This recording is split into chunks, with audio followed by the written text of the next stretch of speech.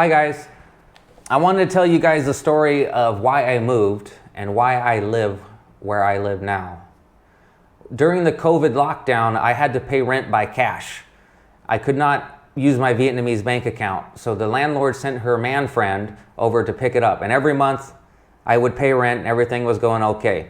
But then came September 22nd, 2 days late on rent, which was no fault of mine because he agreed to come and pick up rent. So anyways, he was 2 days late and he texted me, and I was watching TV with my girlfriend. We were watching Game of Thrones and there was a knock on the door. So she hopped up and I went to my computer and I checked my yellow messages and I noticed that, oh, the landlord's man friend was texting me. So I asked him, where are you at?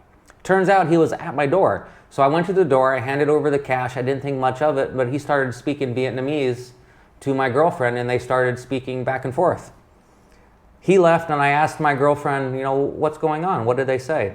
And she told me that he was being very rude, using Vietnamese swear words, saying I was being disrespectful to have made him wait for 1 hour, etc. So that got me in a little bit of a fire. So I texted him to confront him. I said, why are you being rude to my girlfriend? And why are you telling her that you were waiting for 1 hour? When I can look at the text messages and I see right here where you texted me and where I responded. And when I responded, you were already at my door. He said that I was disrespectful and too rude to make him wait. And if I needed more disrespect and more rudeness, he can come back today and he can be rude and cuss at me some more. And what would I do? Sit there and have my girlfriend talk for me, or would I stand up and talk for myself? So I informed the landlord of his behavior and she said that she would look into it, that he was just stressed, that he was just having a hard day. Okay. So the next day, my ex-girlfriend, she messages me on Facebook.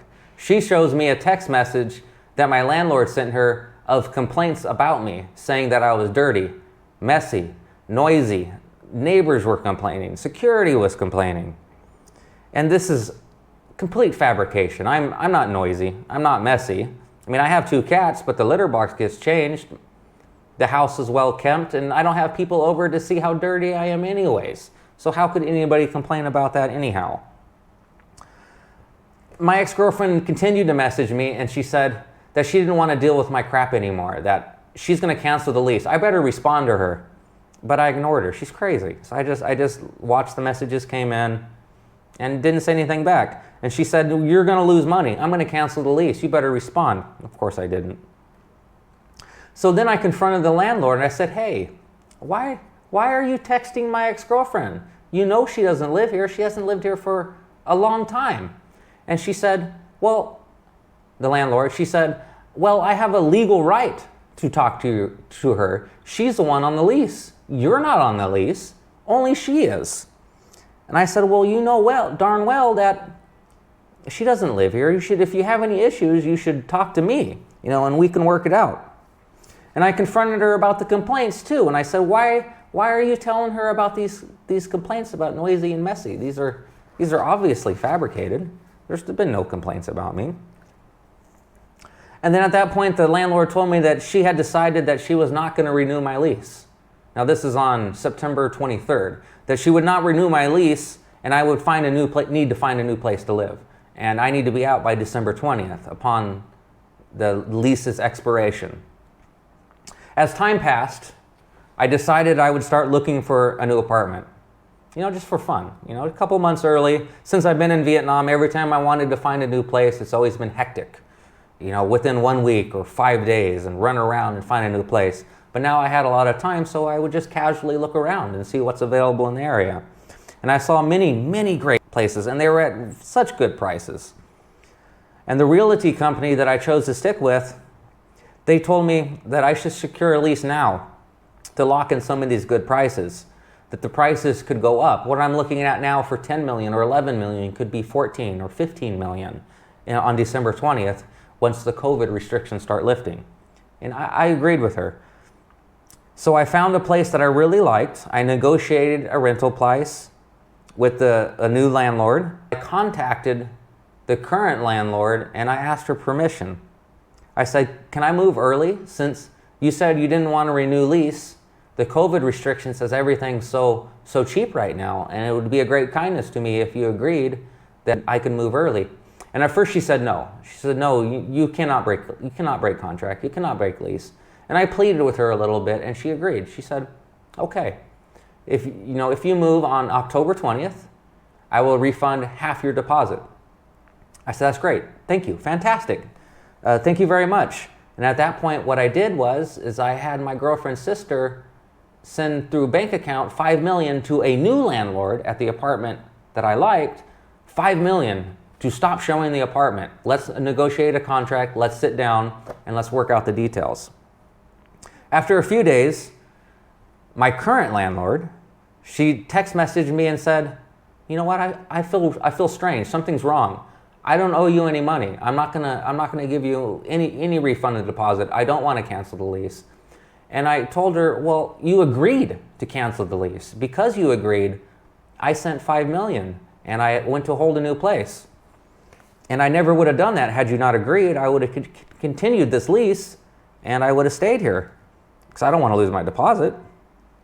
And this was on the same day that I went to meet with the new landlord, and I went to meet with her anyways. I was gonna move either way.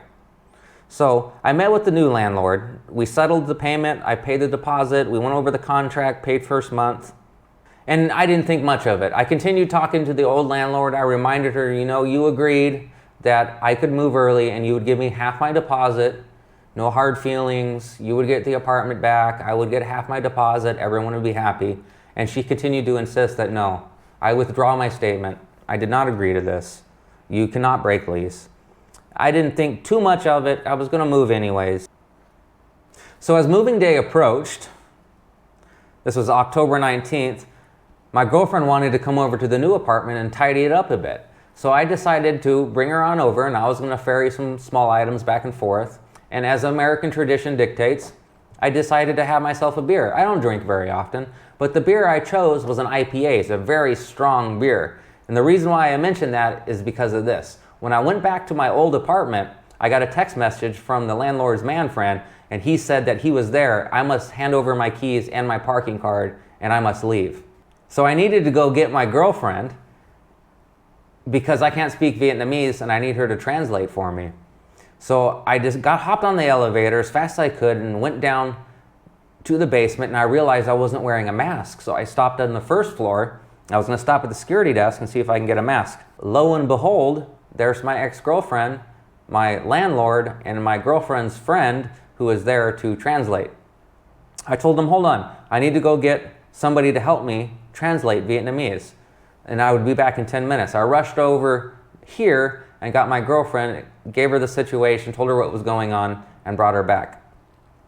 There was a lot of drama. My ex-girlfriend's story was, I was just a friend that she was letting live there while she lived in District 1.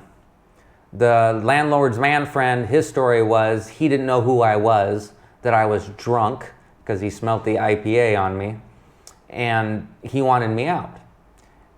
And I had the keys, I had the parking card. Security wouldn't let them in unless I let them in. And I said that, if you guys are kicking me out, then I want official notice.